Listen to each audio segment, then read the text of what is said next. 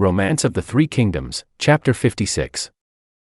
So we begin with Zhou, brilliant strategist, but he's just suffered this absolutely crushing blow. Right, the ambush by Zhu Liang's forces. Exactly. Guan Yu, Huangzhong, Wei Yan, they decimated his naval forces. And the source actually tells us he saw Liu Bei and Lady Sun.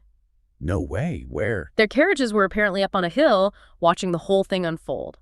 The rout. Oh, the humiliation. I could almost feel it. It's intense, and the rage, the sheer fury, it makes his old arrow wound reopen. The one that hadn't healed? That's the one, and he just faints. Right there, it shows you the depth of it, the physical reaction to the humiliation. Wow, so what happens when he comes? Well, he has to recover, obviously, and then flee back to Chaisang. Meanwhile, his officer, Jiang Qin, gets the lovely job of telling Sun Quan back in Nengsu. How does Sun Quan take it? Badly, I imagine. Oh, immediate fury, pure rage. He wants to appoint Cheng Pu as commander, raise troops, attack Jingzhou right now. Just like that. Impulse. Total impulse. And Zhu Yu, still reeling himself, actually sends a letter saying basically the same thing. Let's attack. That sounds rash. Especially given who else is out there. Exactly. That raw fury could have been disastrous. But thankfully, some cooler heads prevail. Okay, so who steps in? First up is Zhou. He gives this really crucial advice against, internal conflict. Makes sense. He reminds Sun Quan, look, Cao Cao hasn't forgotten Red Cliffs. He wants revenge. He's just waiting for an excuse. Precisely. The only thing holding him back is the fear of the Sun-Lu alliance. Zhou says, if you two fight now, Cao Cao will pounce. Yandong is done for. That's pragmatic. A necessary warning. But wasn't there an even more, let's say, cunning plan proposed? Yes. This is where Gu Yong steps in, and this is where it gets really, really clever. Oh, yeah, I'm listening. Gu Yong takes Zhou's point about Cao Cao, but adds another layer. He says, think about the spies. Spies in Cao Cao's capital. Exactly. Spies in Zhudu. They'll report any fighting between Sun Quan and Liu Bei. And Gu Yong's fear is, if Cao Cao knows they're fighting, he might try to ally with Liu Bei instead. Bingo. Ally with Liu Bei against Sun Quan, and Liu Bei, probably fearing Eastern Wu anyway, might just take that deal. And if that happens? Jiangyan, Sun Quan's territory, is in serious danger. It's not just about stopping Cao Cao attacking now, it's preventing a potentially devastating future alliance against them. That's thinking several moves ahead. So what's Gu Yong's solution? It sounds like a trap. It's brilliant. He says, send an envoy to Zhudu. Publicly, officially, nominate Liu Bei as the governor of Jingzhou. Nominate him after he just watched Zhu 2 get routed. Why? It's counterintuitive, right? But Gu Yong argues it does two things. One, it makes Cao Cao think the Sun-Lu alliance is rock solid, so he'll be wary of attacking the southeast. Okay. Two, it stops Liu Bei from hating Sun Quan, maybe even makes him feel a bit indebted or at least acknowledged. Clever. But there's more, isn't there? You mentioned spies. Ah, yes. The really sneaky part. Secretly use counter-espionage, feed information, manipulate things to incite Cao Cao and Liu Bei to fight each other. Let them weaken themselves. Exactly. Then Sun Quan can just wait and pick up the pieces. It's a masterclass in indirect strategy. Wow. And Sun Quan actually goes for this. Swallows his pride. He does. He approves Gu Yong's plan, which says a lot about his ability to listen to counsel, even when it goes against his initial rage. Who do they pick as the envoy? That seems crucial. They choose Hua Xin, apparently someone Cao Cao respected, so Hua Xin sets off for Zhudu. But Cao Cao isn't there. Right. Hua Xin gets there and finds out Cao Cao's away in Yepu celebrating something about a new terrace. So Hua Xin heads there to wait for an audience. Okay, so while Sun Quan is playing this incredibly delicate political game, what is happening over in Yepu with Cao Cao, he's also got Red Cliffs on his mind, surely. Oh, absolutely. He still wants revenge, but like Zhou said, he's hesitant because he thinks Sun and Liu are still tight. So he's biding his time and building terraces. Big time. It's the spring of Jian 15. He's just completed this magnificent structure, the Bronze Sparrow Terrace. Tell us about it. The descriptions sound amazing. They are. It's clearly designed to impress, maybe even intimidate, Project Power after the setback at Red Cliffs. How was it? By the Zhang River, there's the main Bronze Sparrow Terrace right in the middle, then Jade Dragon Terrace on one side, Golden Phoenix on the other. Wow. Each one stood 10 zhang high. That's really tall, like maybe 100 feet, 30 meters, connected by these huge bridges. Grand scale. Totally. The source uses phrases like 1,000 gates and 10,000 doors, gold and jade shining, pure architectural grandeur, a statement. And Cao Cao himself. How's he presenting himself? Every bit the emperor in waiting. Jewel-encrusted gold crown, green silk robe, jade belt, pearl shoes, seated high above everyone. It's all about projecting authority, success. Rebuilding that image. And he decides to throw a party or a competition. A competition as part of the celebration, yeah. An archery contest to test his military officers. Honey, what's the prize? A beautiful red silk battle robe from Sichuan, so quite exotic and valuable. He hangs it on a weeping willow branch 100 paces from the target. Simple rules. Very. Hit the bullseye, you win the robe. Miss, you drink a cup of water. Humiliating, maybe? Maybe. And he splits them into teams. Yep. His own Cao clan generals wear red robes, all the other generals wear green. Sets up a nice bit of internal rivalry. Brilliant. Okay, let the games begin. Who shoots first? The competition kicks off, and it's immediately impressive. First shot is from a young guy, Zhou. He's from the red-robed Cao clan. Rides out fast. Like lightning, gallops out, fires, bullseye, direct hit. Nice start for the family. Cao must be pleased. Delighted. He apparently calls him my family's 1,000-mile steed. High praise. He's about to give him the robe. But there's always a but in these stories, isn't there? Always. When Pin, from the green-robed outsider team, speaks up, says, hey, wait a minute. Shouldn't the prize go to someone based on skill, not just because he's family? Fair point. Does he back it up? He does. Steps up, takes aim, fires, bullseye. Another perfect shot. Okay, tension rising. Now what? Now the red team can't let that stand. Cao Han, another Cao clan general, challenges Wen Pin. He rides out, fires, bullseye again. 3 for 3. This is getting ridiculous. It's an incredible display of skill already. How do you even top that? Yeah. Is there even room left on the bullseye? Well, Zhang He, from the green team, decides to show them how. He rides out dramatically, but then he turns his horse and shoots backwards while galloping. You're kidding. Backwards, and he hits it. Bullseye. His arrow joins the other 3, right in the center. It's pure showmanship, but undeniably skillful. Okay, that's insane. Surely that's the winning shot. You'd think so. But Xiao Yuan, another red-robed general, isn't impressed. He kind of scoffs at the backward shot, apparently. Was he do that? He rides right up to the boundary line, turns his horse, takes careful aim, and shoots his arrow precisely into the tiny space between the 4 arrows already clustered in the bullseye. He splits the arrows already there. Or just finds a gap. Finds the perfect tiny gap. Not just a bullseye, but like surgical precision. Threading the needle. Unbelievable accuracy. Okay, now it has to be over. Right. Who can beat that? Well, Xu Huang, from the green team, thinks outside the box. He steps up. Everyone's watching. Does he aim for the bullseye? Nope. He ignores the crowded bullseye completely. He aims higher for the willow branch holding the robe. No. He shoots the branch. Cuts it clean through. The red silk robe flutters down. Zhu Huang immediately grabs it, puts it on, turns to Cao, and thanks him for the prize. Huh. That's brilliant. Didn't hit the target, but won the prize anyway. Cheeky. Super clever, right? A decisive, smart win. But the celebration is short-lived. Uh-oh. What happens? Don't tell me someone gets upset. Oh, yeah.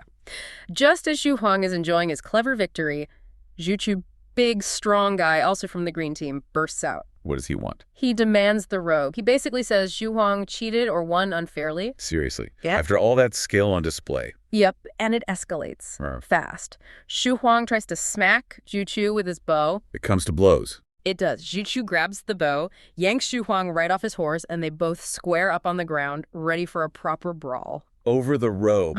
Oh, dear. This grand display ends in a fight. What does Cao do? Is he furious? Chaos, right. But Cao, he orders them separated immediately. The robe, by the way, gets torn to shreds in the scuffle. Oh, the prize is ruined. Completely ruined. But here's the fascinating part. Cao isn't angry. Not at all. He's not. After his officers just brawled in front of everyone. He laughs. Laughs. Yeah, he declares he just wanted to test their bravery, their spirit. Says a single silk robe doesn't matter. Turning it around. Totally. And then, to smooth things over and reward everyone, he gives every general present a piece of fine shoe silk, harmony restored. Wow. De-escalated and turned it into a positive. Exactly. The feast continues, music plays, ends on a high note, despite the fight. After the generals showed off their, martial prowess, the text describes it as a kind of rotating toast with everyone taking their turn to offer congratulations and well wishes. Right, and this is where it gets really intriguing, I think. Cao encourages his civilian officials, these respected scholars and learned men to present poems commemorating the occasion. We're talking about notable figures like Wang Lang, Zhong Yao, Wang Can, Chen Lin, all stepping forward with their verses. But these weren't just, polite niceties, were they? No, not at all. The source explicitly states that many of these poems contain lines strongly suggesting Cao Cao's immense virtue, even hinting that he was destined to receive the mandate of heaven, the divine right to rule and become emperor. Which is huge. It is. And what's truly fascinating here is Cao Cao's reaction. You'd sort of expect him to just bask in such lavish praise, right? Totally. But he surprisingly dismissed it, claimed he was ignorant and dull, I think was the phrase. He then went on to recount this much simpler past ambition, a desire to build a hermitage where he could read in spring and summer, hunt in autumn and winter, basically waiting for peace before ever thinking about entering officialdom. He even doubled down on this humble self-assessment, didn't he? Sure. Saying he only became a military officer, a Dianjun Shaowei, commander of the army because of all the chaos, and his greatest wish. To have his tomb inscribed with something incredibly modest, Han General Cao Cao of Zhengxi's tomb. Just that. It really raises an important question, though. Is this genuine humility, or is it a very, very clever strategic narrative? Because almost immediately after saying all this, Cao Cao offers this powerful justification for why he must continue to hold power. He claims that if not for him, several people would claim emperorship and several people would claim kingship. Chaos, basically. And he fiercely denies any ulterior motives, stating that any suspicion he harbors such intentions is just a great falsehood. He then makes this really striking claim. His main reason for keeping military command is a deep-seated fear of being harmed if he gives it up, arguing that his downfall would inevitably lead to national instability. He famously says he cannot pursue an empty reputation and yet encounter real harm. It really makes you question, doesn't it? And this whole dilemma, this public performance versus maybe true intention, it brings to mind that powerful poem you sometimes see quoted about figures like Zhou and Wang Mang.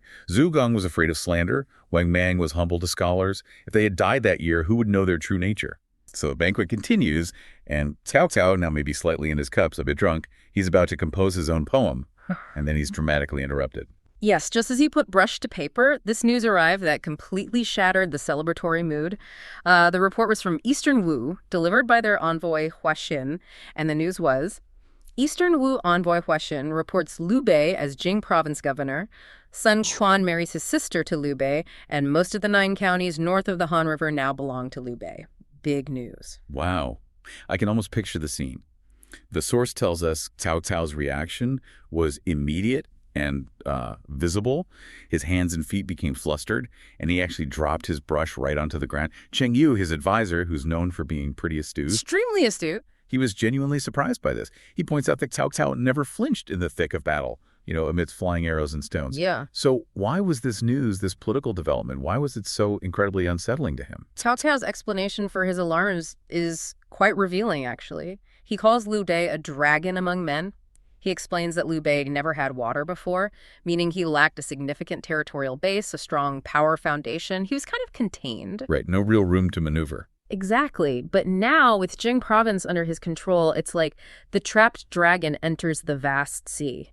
This sudden expansion of Liu Bei's power, his newfound independence and territory, that is precisely why Cao Cao was so deeply moved and, frankly, disturbed. It wasn't just news. It was a fundamental shift in the strategic landscape. Okay, so we connect this to the bigger picture. Cheng Yu then offers this really insightful analysis of Sun Quan's true motive behind the marriage alliance and recognizing Liu Bei's claim to Jing province. He basically says Sun Quan actually feared Cao Cao would attack him if he focused his efforts on fighting Liu Bei. That's it. So the seemingly benevolent alliance, the marriage, the recognition, it was in fact Sun Quan's way of placating Liu Bei and, more subtly, trying to reassure Cao Cao by appearing cooperative. He was trying to avoid a two-front war. Makes sense. Yeah, Cheng Yu saw right through the veneer of alliance to the underlying fear and the strategic calculation.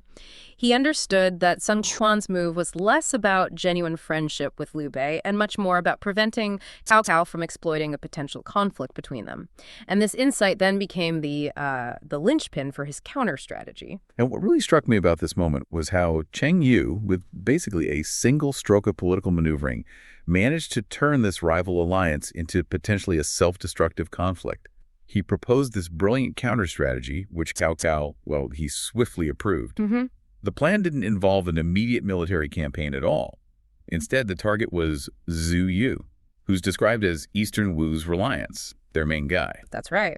Cheng Yu suggested that Cao Cao should officially appoint Zhu Yu as Nanjun administrator and Cheng Pu as Jiangxia administrator. Now, these were territories Liu Bei also claimed or was now occupying, you see, so it creates an immediate problem. Okay. And additionally, Cao Cao was told to keep Hua Xin, the Eastern Wu envoy who delivered the bad news, keep him in his court and give him important positions, specifically naming him Dali Shaoqing, a high judicial official, and keeping him there in the capital, Shusheng. Right. So reward the messenger who brought the bad news, but also use him and the predicted outcome of all this clever political theater. Well, Cheng Yu was confident that this subtle yet powerful move would cause Zhu Yu to automatically become enemies with Liu Bei, no question about it. Because their interests would directly clash over those territories. Precisely. The logic was, if Cao Cao, the most powerful figure around, recognized Zhu Yu's authority over these disputed territories, it would immediately create an unresolvable conflict of interest with Liu Bei, who also claimed and occupied them. It's a classic divide and conquer, really, but done with titles and decrees, not swords and soldiers. And the benefit for Cao Cao, then, was crystal clear. This would allow him to attack them when they're fighting each other, effectively defeating two enemies at once. Yeah. It truly is a masterful example of using political manipulation to achieve military objectives without ever having to commit his own troops initially. Absolutely. And Cao Cao's immediate response says it all. Your words, Zongde, perfectly match my intentions. He didn't hesitate. He immediately put the plan into action, rewarding Hua Xin and then heading back to Zhucheng to issue those official appointments. Cao Cao, always scheming, isn't he? He makes this move. Seems normal, maybe. Bestows titles. Zhu Yu becomes governor of Nanjun. Cheng Pu gets Jiangxia. Yeah, but it's not just paperwork, is it? It's textbook inciting division. That's what Cao Cao does. Kongming figures it out instantly. He sees Cao Cao's trying to get Liu Bei and Sun Quan at each other's throats. Let our two families swallow each other up, as the text says, so I can sweep in. It makes you wonder, how often do seemingly nice political gestures hide something much sharper? And this is where it gets really interesting. Zhu Yu gets his title, and bam, he's immediately pushing Sun Quan. He wants Jingzhou back from Liu Bei. Partly revenge, partly strategy, I guess. Definitely strategy, too. Jingzhou wasn't just any territory. It was the gateway. Controlled rivers, supplies, absolutely essential. So Zhou Yu's urgency, maybe some personal feelings, but it's fundamentally about reclaiming that strategic linchpin. Right, so Sun Quan agrees. He's clearly getting impatient himself. He sends Lu Su to demand it back, and he's frustrated. The agreement says return it after taking Xinquan. But, he complains, they just talk about Sichuan. No troops have moved. Are we just supposed to wait forever? And Lu Su is the key here, his character. The text calls him a generous and benevolent elder. He is the one who guaranteed the loan in the first place, so his own honor, his nature, it makes him the perfect, maybe unwilling pawn in this. Yeah, exploitable, like you said. Meanwhile, Liu Bei and Kongming are in Jingzhou, busy. They're gathering supplies, training troops, attracting followers, building their base. Then news arrives. Lu Su is coming. Liu Bei immediately turns to Kongming. What do you think? And Kongming, well, he's already got it figured out. Which is just amazing foresight, isn't it? How do you prep when you know exactly what they want? But Kongming doesn't just know the what, he knows the why. He breaks it down for Liu Bei. Sun Quan giving Liu Bei the title earlier, that was to scare Cao Cao. But Cao Cao's countermove, giving Zhu Yu his title, that was designed precisely to push this button, to make Zhu Yu demand Jingzhou. So Kongming deduces, okay, Lu Su's visit now is because Zhu Yu is forcing Sun Quan's hand. And the plan Kongming comes up with. It's bold. Simple but bold. He tells Liu Bei, look, if Lu Su mentions Jingzhou, just start wailing. Cry your heart out. I'll come in and handle it. So the meeting starts. Lu Su comes in. Very respectful. Formalities. He even said something like, Imperial uncle, you're married into Eastern Wu now. You're my lord, too. How can I sit? Liu Bei kind of laughs it off. That Imperial uncle title, by the way, it's crucial. Liu Bei constantly uses his connection, however distant, to the Han dynasty. It gives him legitimacy. Right. Then Lu Su gets to the point. I'm here on Wu Hao's orders about Jingzhou. You've borrowed it a long time, Imperial uncle. Haven't returned it. We're family now. By marriage, you should return it soon, for kinship's sake. Liu Bei hears this, and cue the waterworks. Rubs his face, starts weeping loudly, just as planned. Yeah. Lu Su is completely taken aback. Imperial uncle, why are you doing this? But Liu Bei just keeps crying. And that's the emotional disruption tactic right there. It just short-circuits the whole logical argument. Suddenly, Lu Su isn't a stern negotiator. He's dealing with this overwhelming display of grief. It totally shifts the power dynamic, puts him on the defensive. Exactly. And right on cue, Kongming steps out from behind a screen. He addresses Lu Su directly. "I've been listening. Does my lord here," gesturing to Lu Su, "understand why our master is weeping?" And Lu Su, probably genuinely confused, says, "No, I really don't." Perfect setup. So Kongming launches into this explanation. Masterful, really. Liu Bei's two-pronged difficulty, this Ling Nan, this impossible choice. He says, okay, my master borrowed Jingzhou, promised to return it after taking Qihuan, we know. But, he goes on, Lu Zhang in Yizhu. He's my master's kinsman, same imperial bloodline. If we attack him just to take his land, wouldn't people scorn us? Attacking family. The moral argument. But, Kongming continues, if we don't take Yizhu and we do return Jingzhou, where does my master live? He'd be homeless, a lord with no land. Right, the practical problem. And the final piece. If we don't return Jingzhou, it looks terrible to your lord, our brother-in-law, breaks the alliance. So you see, Kongming concludes, it's truly these two crushing difficulties. That's why he weeps from a pained heart. It's brilliant narrative reframing. He just completely changed the subject. It's not about a broken promise anymore. It's this profound ethical crisis Liu Bei is supposedly facing. And who's he telling this to? Lu Su, the generous and benevolent elder. It pushes all the right buttons for him, appeals directly to his character. And it works.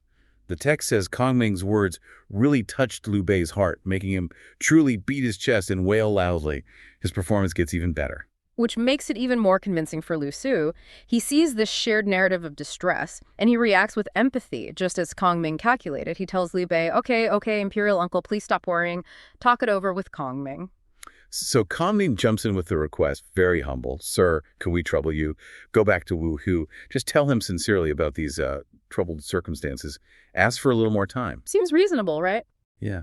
Lu Su asks, naturally, what if Wu Hao says no? And here's Kongming's final move, the clincher. Well, since Wu Hu gave his own sister in marriage to the imperial uncle, how could he possibly refuse? Boom. Playing the family card. The indissoluble alliance argument. In that era, marriage alliances were politically huge, supposedly unbreakable bonds.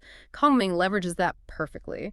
It leaves Lu Su with almost no room to argue. How can he undermine his own lord's marital alliance? Exactly. So Lu Su, being the kind of guy he is, moved by the tears, the story, the family angle, he agrees. He says he'll take the message back.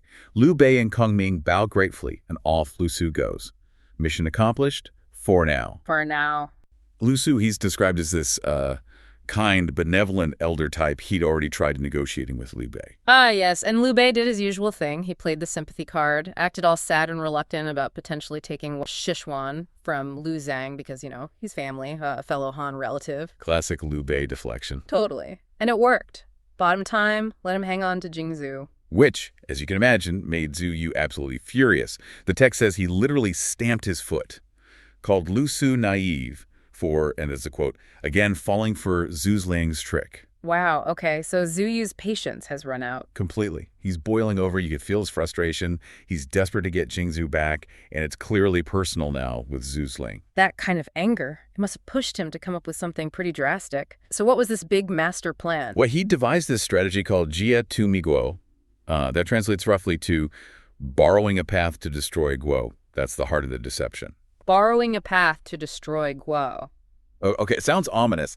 What was the cover story? So Zhu Yu tells Lu Su, go back to Liu Bei. Say that Sun Quan, the Marquis of Wu, he really admires Liu Bei's virtue, right? Okay. And because of this admiration, and because their families are allied by marriage now, Sun Quan will send troops to help Liu Bei conquer Sichuan, like a wedding gift, basically. Like wedding gift. Seriously. Yeah. And in return for this incredibly generous military aid, Liu Bei would, naturally, hand over Jingzhou to Eastern Wu. Okay, that sounds almost plausible on the surface, if a bit too convenient. But knowing Zhu Yu, there has to be more to it. Oh, there absolutely is. And this is where it gets really chilling. Zhu Yu flat out tells Lu Su he has zero intention, none of actually helping Liu Bei. Ah, there it is. Yeah. The real plan, use the excuse of marching troops through Jingzhou to demand supplies.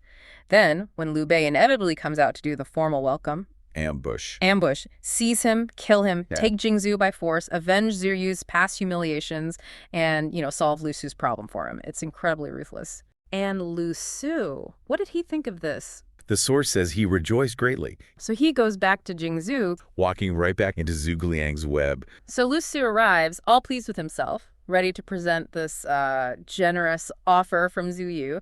But Liu Bei and Zhuge Liang are already waiting. How did Zhuge Liang figure it out this time? It's almost uncanny, isn't it? It Yeah. speaks volumes about his understanding not just of strategy, but of Zhu Yu himself. He immediately deduces Lu Su hasn't seen Sun Quan, but Zhu Yu, and that means it's another trick. So what does he tell Liu Bei to do? His instruction is pure confidence. He just says, only look at me, nod, and then agree to everything he says. Like, just play along, I've got this. Incredible. Total trust. Absolutely. So Yeah. Lu Su comes in, lays out Zhu Yu's fake offer. Right. And Zhuge Liang gives a quick nod. Liu Bei immediately bows and says something like, oh, this is wonderful. All thanks to your efforts, Ziying. Playing their parts perfectly. Perfectly. Zhuge Liang even adds that they'll give the Wu army a huge welcome and reward them generously. And Lu Su, he's secretly pleased, thinking, mission accomplished. He buys it completely. Hook, line, and sinker. Mm. But the second Lu Su is out the door, Liu Bei turns to Zhuge Liang like, okay, what was that all about? And Zhuge Liang's reaction? He just laughs, heartily apparently, and declares, Zhu Yu's death is near. Such a plan could even fool a child. Ouch. Talk about dismissive. He saw right through the whole borrowing a path thing. Instantly, he calls it out immediately. A false path to destroy Guru's scheme, pretending to go one way, Xishuan, while actually targeting Jingzhou and planning to jump Liu Bei during the welcome ceremony. So Zhuge Liang knew the entire plan, not just the fake offer, but the ambush part too. It seems so. He tells Liu Bei basically, relax. He says he'll prepare bows to capture fierce tigers and arrange fragrant bait to catch giant turtles. Metaphors for trapping Zhu Yu, I assume. Exactly. Zhu Yu thinks he's the hunter, but he's about to become the hunted. Zhuge Liang then pulls Zhao Yun aside, gives him secret orders for the counterplan, and says, don't worry about the rest, I'll handle it. Wow, just layers upon layers. And didn't the source mention a poem about this? It did, yeah. It sums it up perfectly. Zhu Yu decided to take Jingzhou. Zhu Ji knew firsthand, hoping for stable, fragrant bait in the Yangtze, unaware of the hidden fishing hook. The hidden fishing hook, nice. Okay, so meanwhile, back with Zhu Yu. Lu Su reports back, tells Zhu Yu how happy Liu Bei and Zhuge Liang were, how ready they are to welcome the army. Which must have just inflated Zhu Yu's ego even more. Oh, completely. He laughed heartily. He was utterly convinced he'd finally pulled one over on Zhuge Liang. He's seen laughing repeatedly on his boat as the invasion force sets out. And it was a big force, right? Huge. 50,000 troops. His arrow wound is healed. He's leading personally. He's got Gan Ning as vanguard. Other top generals like Xu Sheng, Ding Feng, a massive fleet sailing towards Qingzhou. He really thinks victory is his. And they even get a message confirming everything seems normal. Yeah, as they get close to Xiaku, Li Zhu, who was sent by Liu Bei, meets them. He says, yep, all preparations are made. Liu Bei is waiting at the city gate to pour wine for the commander. Setting the stage perfectly for Zhu Yu's supposed triumph. Exactly. Zhu Yu, full of pride, even stresses how important this welcoming ceremony is for their far expedition. It's all falling into place, or so he thinks. Okay, so the Wu fleet is approaching Jingzhou. What happens? Does the welcome party appear? No. That's the first sign something's wrong. As they get near Gongyan and then Jingzhou itself, silence, nothing. No welcoming boats, no crowds on the banks. The river is described as quiet and deserted. That must have felt eerie. Definitely eerie. Scouts report back. They only see 2 white flags flying on the city walls and not a single person in sight. Just emptiness. Uh-oh. The trap is starting to feel less like Liu Bei's and more like Zhu Yu's. Zhu Yu feels it too. He gets suspicious. He lands his boat, takes 3,000 elite soldiers, his top generals, and rides straight for the city gate. And at the gate, Yeah. still nothing. Still nothing. Complete silence. Zhu Yu orders his men to shout, to call out, and then bang, a signal sounds. Zhao Yun appears right there on the battlement, spears ready. He looks down and basically asks Zhu Yu, what are you really doing here? The confrontation. So Zhu Yu tries the cover story. He does. He says, I'm just passing through to take Xishuan for Liu Bei. But Zhao Yun isn't having it. He completely exposes the borrowing a path to destroy Guo scheme right then and there. Boom, just lays it bare. And then he delivers Liu Bei's message, which is just a masterstroke of moral positioning. What does he say? He says, Lord Du says both he and Liu Zhang are Han imperial relatives. How could he betray righteousness and seize Yushuan? If you, Eastern Wu, truly intend to take Xu yourselves, then Lord Lu says he will let down his hair and retreat into the mountains, rather than break faith with the world. Wow. So not only is the scheme exposed, but Liu Bei comes out looking like the virtuous one, while Zhu Yu looks like the aggressor. Exactly. It completely flips the script. Zhu Yu is stunned. He knows he's caught. He immediately turns his horse to retreat. But it's too late, isn't it? Way too late. Just as he turns, messengers arrive, shouting devastating news. 4 armies have arrived simultaneously. Zhuge Liang's counter-ambush. Precisely. Guan Yu cutting them off from Jiangling, Zhang Fei from Zigu, Huang Zong from Gongrong, Wei Yan from another direction. They're surrounded. The shouts of "Capture Zhu Yu" echo for miles, apparently over 100 lead. The shock must have been immense. Immense doesn't even cover it. The shock, the humiliation, the utter defeat. Yeah. It's too much for Zhu Yu. His old arrow wound, the one from a previous battle, reopens from the stress. Oh. And he just collapses, falls right off his horse. A complete physical and strategic breakdown. What a dramatic end to his plan. It really is. And there's another line of sort of final poetic comment in the source. One high move is hard to counter. Several calculations always come to naught. Su Zhuliang's move was just too high.